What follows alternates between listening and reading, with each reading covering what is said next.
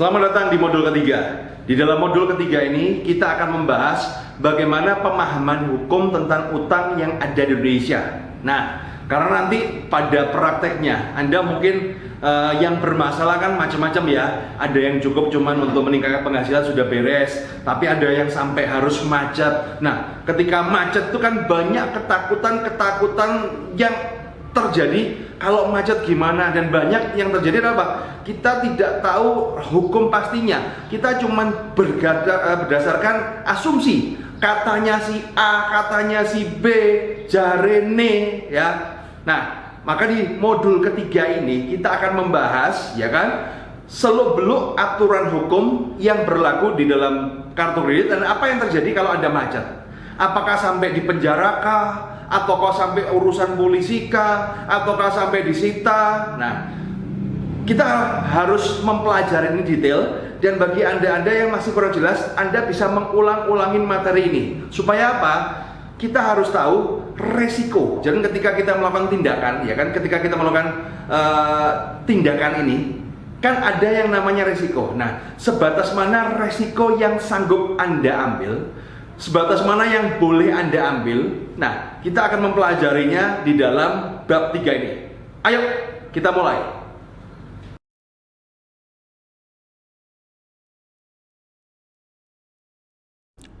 Halo teman-teman, apa kabar?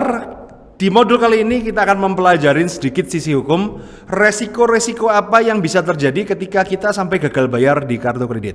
Ya, banyak ketakutan karena semua berdasarkan asumsi. Masih ingat ya?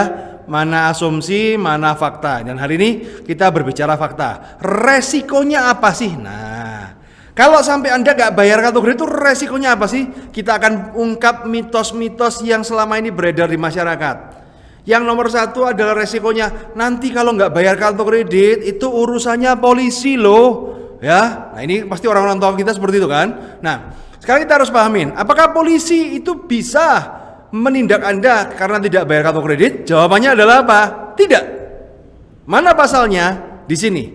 Di Peraturan Pemerintah Nomor 2 Tahun 2003, Pasal 5 poin H, disebutkan adalah dalam rangka memelihara kehidupan bernegara dan bermasyarakat, anggota kepolisian negara di Republik Indonesia dilarang, yang 5 poin H itu adalah menjadi penagih piutang atau menjadi pelindung orang punya utang.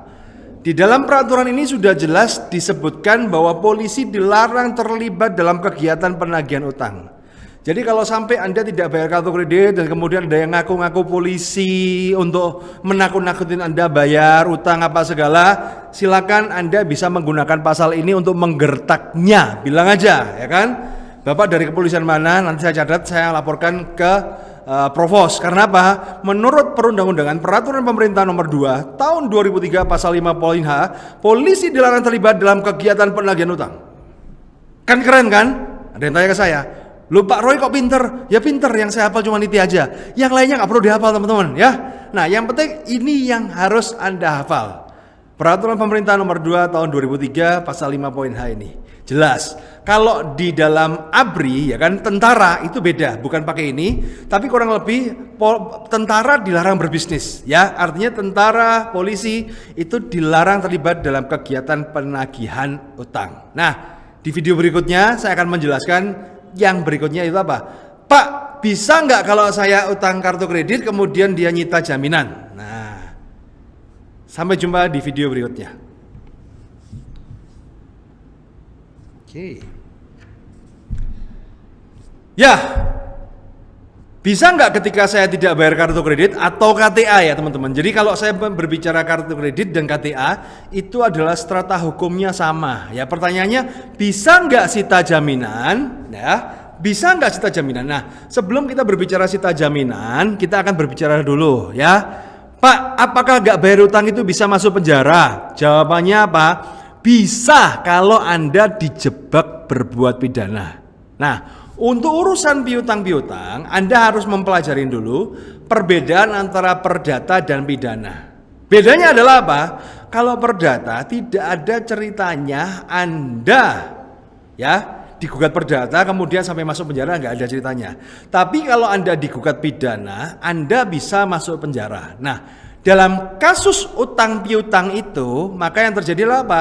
Banyak kejadian Anda dijebak untuk berbuat pidana. Dengan cara apa? Ketika ada tagihan, misalnya Anda nggak bayar kartu kredit, kemudian debt collector datang dengan simpatik, saya nggak bisa bayar, bilang aja, santai aja bu, yang penting saya kelihatan kalau saya kerja, saya minta tanda tangan ini aja. Jadi debt collector membawa tanda tangan surat pengakuan utang, misalnya contoh, kalau saya tidak bisa, saya bersedia membayar pada bulan A, tanggal A. Nah, dan ternyata ketika bulan A, tanggal A, Anda ngelanggar, itu masih belum pidana, karena baru satu, pasalnya masih belum terpenuhi.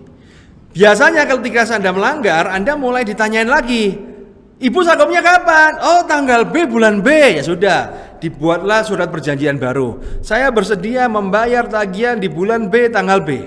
Nah, ketika bulan B, tanggal B itu terlampaui dan Anda tidak sanggup bayar, maka ini statusnya sudah berubah dari yang namanya perdata menjadi pidana. Di KUHP pasal 378, penipuan. Karena di dalam penipuan itu adalah rangkaian kebohongan. Artinya yang kebohongan lebih dari satu. Yang bikin ada masalah itu bukan utangnya, tapi yang bikin ada masalah adalah perjanjian apa yang Anda tanda tangan, itulah yang jadi bermasalah. Jadi hati-hati teman-teman, jangan asal menandatanganin apapun. Sekali lagi ya, kalau Anda sudah nggak bisa bayar utang masalah, jangan berusaha menandatanganin apapun. Nah, sekarang kita melihat apakah bisa bank itu menyita jaminan kita kalau kita nggak bayar di kartu kredit. Karena kalau kita lihat dalam klausulnya ketika Anda tanda tangan formulir aplikasi kartu kredit itu serem, bahwa kalau sampai tidak mampu bayar maka bank berhak menyita senilai jaminannya. Nah, utang piutang di Indonesia itu cuman ada dua hukumnya, yaitu satu undang-undang hak tanggungan dan nomor dua adalah undang-undang jaminan fidusia.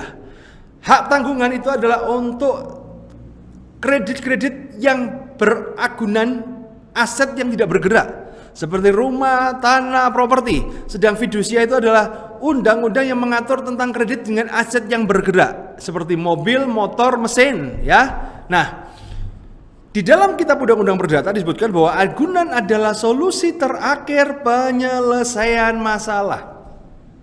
Artinya ketika Anda kredit mobil, maka kalau Anda tidak bayar, solusi terakhirnya adalah mobil yang disita. Mobil itu ya, kalau Anda punya mobil yang lain nggak bisa ya. Kalau Anda kreditnya rumah, maka solusi terakhirnya adalah rumah yang disita. Rumah itu, bukan rumah yang lainnya. Tidak boleh orang utang rumah ngambil mobil, orang utang mobil ngambil motor, itu dilarang. Nah, problemnya adalah apa? Kalau utangnya kartu kredit, apa yang disita? Karena yang dijaminkan di kartu kredit itu adalah kepercayaan. Jadi Anda sudah bisa jawab sendiri ya. Tidak ada ceritanya Anda utang kartu kredit, katanya kemudian nyita sesuatu, nggak ada. Yang disita adalah kepercayaan Anda. Biasanya Anda akan di blacklist secara perbankan. Yang itu artinya Anda tidak boleh utang lagi. Dan harusnya kalau Anda nggak utang, artinya kan Anda sudah berada di jalan yang benar kan? Jalur bebas utang, ya kan? Kenapa kamu nggak utang? Ya udah nggak bisa utang lagi pak. Ya, tapi teman-teman ya, jangan berdasarkan ini kemudian melakukan pembenaran bahwa Anda tidak membayar utang. Sekali lagi ya, jangan sampai menyalahgunakan ilmu yang ada di dalam program ini. Karena apa? Ilmu di program ini hanya memberikan Anda kenyataan fakta apa yang harus Anda lakukan ketika Anda berada di masa-masa sulit. Masa di mana orang-orang tidak ada yang mempercayai Anda, masa di mana orang-orang menyepelekan Anda, masa di mana teman-teman Anda menghilang, dan di sini Anda gunakan seperlunya. Sampai hari ini saya lancar, saya menganggap perbankan itu sebagai mitra. Cuman kadang banyak teman-teman dan mungkin Anda yang melihat program ini sudah terlanjur. Maka kita berbicara konsekuensinya. Tapi sekali lagi teman-teman, program ini, tujuan saya ngajarkan program ini tidak ngajarin Anda macet. Sekali lagi ya, macet itu solusi terakhir. Kalau sudah mentok, duk, pret, udah wes, baru Anda macet. Dan macet pun bukan berarti ngemplang, nggak bayar, lari. Saya tidak pernah mengajarkan itu. Tapi macet di sini nanti kita belajar bernegosiasi untuk diskon di mata bank.